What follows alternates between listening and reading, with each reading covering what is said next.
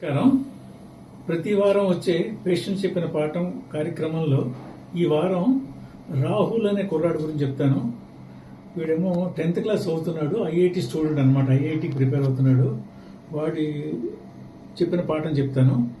రాహుల్ చిన్నప్పటి నుంచి వాళ్ళ అమ్మ నా దగ్గర తీసుకొచ్చేది. వాడిని 6 నెలలప్పటి నుంచి చూసేవాడిని. 7వ క్లాస్ వచ్చేదాకా రెగ్యులర్గా వచ్చేవాడు. 7వ క్లాస్ తర్వాత అబ్బాయిలకేమో ఎక్కువగా ఇన్ఫెక్షన్స్ అవి రావు కాబట్టి నా దగ్గరికి ఈ మధ్య రాలేదు. 2 ఏళ్ళ తర్వాత వాడేమో 10th క్లాస్లో ఉన్నప్పుడు ఒకసారి రాహుల్నేమో నా దగ్గర తీసుకొచ్చింది. పరీక్షల ముందర అనమాట. హాఫ్ ఇయర్లీ పరీక్షల ముందర. డాక్టర్ గారు రాహుల్ గురించి తెలుసు కదా మీకు అంటే తెలుసు కదా అన్నాను. సో వాడిని తీసుకొచ్చారంటే కొంచెం ఈ మధ్య ఏదో పిక్యులర్గా బిహేవ్ చేస్తున్నాడు, నాకు అర్థం అవ్వట్లేదు అంటే అయితే బయట కూర్చోబెట్టేవాడిని అని చెప్పి వాడిని బయట కూర్చోబెట్టి చెప్పన్నాను.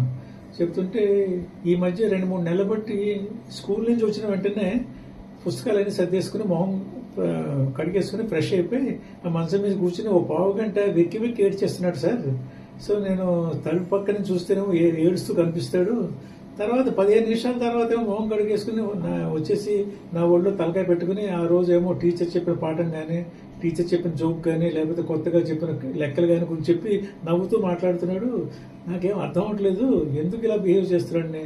వాడు చెప్పే సమాధానం ఏంటంటే నాకు చాలా పిచ్చెక్కినట్టు అయింది సార్ అంది. ఏమిటన్నాను. సో అమ్మ ఆ 15 నిమిషాలు నేను ఏడుస్తే ఎంత ఆనందంగా ఉంటుందో అన్నాడు. సో ఈ ఏడుపుకి ఆనందానికి నాకేమిటో అర్థం అవ్వట్లేదు సార్ అంది. సరే అయితే ఒక పని చేయి, వాడిని నువ్వు బయట కూర్చో, నేను వాడిని లోపల పంపించమని చెప్పి దాన్ని బయట కూర్చోబెట్టి తను రమ్మన్నాను. వాడేమో రాహుల్ లోపలికి వచ్చాడు. చాలా స్మార్ట్గా ఉన్నాడు. సో వస్తూనే గుడ్ మార్నింగ్ డాక్టర్ అన్నాడు. అని రాహుల్ బాగున్నామంటే బాగున్నాను, ఐఐటి ప్రిపేర్ అవుతున్నాను సార్ అంటే బాగా చదువుతున్నామంటే అంత బాగా చెప్పాడు. సో అంత స్మార్ట్గా ఉన్నవాడికి ఈ జాబ్ ఇదేమిట్రా ప్రాబ్లం అని చెప్పి కూర్చో, మీ అమ్మ నీ గురించి ఏదో చెప్తోంది నిజమేనా అన్నాను. నిజమేనండి అని చెప్పడం అంటే ఏమైందో జరిగి చెప్పన్నాను. సార్ స్కూల్ నుంచి రాగానే మొహం అది కడుక్కొని కూర్చుంటే నాకేమో ఐఐటి పరీక్షలు అవి జ్ఞాపకం వస్తాయి సార్. ఆ పరీక్షలు రాగానే నేను చేయగలనా లేదని భయం పట్టుకుని దాంతో వెక్కి ఓ 15 నిమిషాలు ఏడవాలనిపిస్తుంది సార్. ఆ ఏడుపులో ఎంత ఆనందం ఉంటుందో మీకేం చెప్పండి సార్ అని అనేటప్పటికీ నాకు ఇదే ఒకట్రా ఏడుపులో కూడా ఇంత ఆనందం ఉంటుందా అనిపించింది. సో అయిన తర్వాత ఏం చేస్తామంటే అయిన తర్వాత మొహం గడిగేసుకుని వచ్చేస్తుంది సార్. అది ఆ 15 నిమిషాలు ఏడ్చిన తర్వాత బయటికి రాగానే నాకు ఎంత ఇది వస్తుందంటే ఏదో హిమాలయాలను ఎక్కేయగలను లేకపోతే ఐఐటికి ఎంత ధైర్యం వచ్చేస్తుంది సార్. సో ఆ ఏడుపు అయిన తర్వాత ఇంత బలం వస్తున్నప్పుడు నేను ఎందుకు ఏడవకూడదని చెప్పి ఏడుస్తున్నాను సార్ అన్నాడు. సో నిజంగానే ఏదో పిక్యులర్గా ఉంది అని సరేలే ఇప్పుడు ఐఐటి బాగా చదువుతున్నామంటే బాగా చదువుతున్నాను అన్నాడు. సో నువ్వు బయట కూర్చోని చెప్పి పంపించి వాళ్ళ అమ్మని రమ్మన్నాను. సో ఇది కొంచెం పిక్యులర్గానే ఉంది. ఈ ఏడుపులో ఇంత ఆనందం ఉందని వాడు అంటుంటే నాకే ఆశ్చర్యం వేస్తుంది. నేను ఒక 10 నిమిషాలు నేనేమో స్టడీ చేసి నీకు చెప్తానని చెప్పి మా తెలుసున్న సైకాట్రిస్ట్నేమో పిలిచి అడిగాను అనమాట. ఇలా 15 ఏళ్ళ కుర్రాడు ఉన్నాడు ఇలా అంటుంటే అది చాలా నార్మల్. ఆ ఏజ్లో ఆ పిల్లలు బాగా ఇంటెలిజెంట్ కుర్రాళ్ళకేమో అది ఉంటుంది.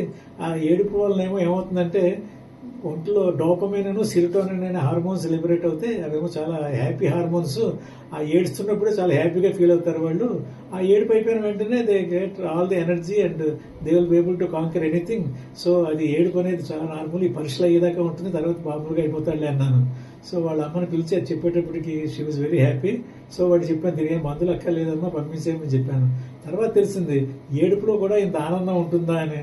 తర్వాత ఏమో వాడేమో ఐఐటికి ప్రిపేర్ అయ్యి ఐఐటి సెలెక్ట్ అయ్యాడు. గౌహతిలో సీట్ వచ్చింది.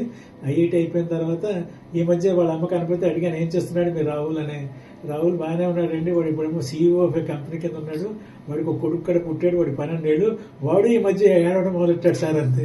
సో ఇది వంశపారంపర్యంగా వస్తుందమ్మా, పర్వాలేదు, ఇది కొత్తగా ఏం లేదు, ఇది నయం అయిపోతుందని చెప్పాను. సో అప్పటి నుంచి రాహుల్ ద్వారా తెలిసింది అనమాట ఏడుపులో కూడా ఆనందం ఉంటుంది అని. సో ఈ పాఠం మీ అందరికీ చెప్తామని చెప్తున్నాను. ఈ వారం ఈ పాఠంతో ముగిస్తున్నాను. సెలవు. నమస్తే.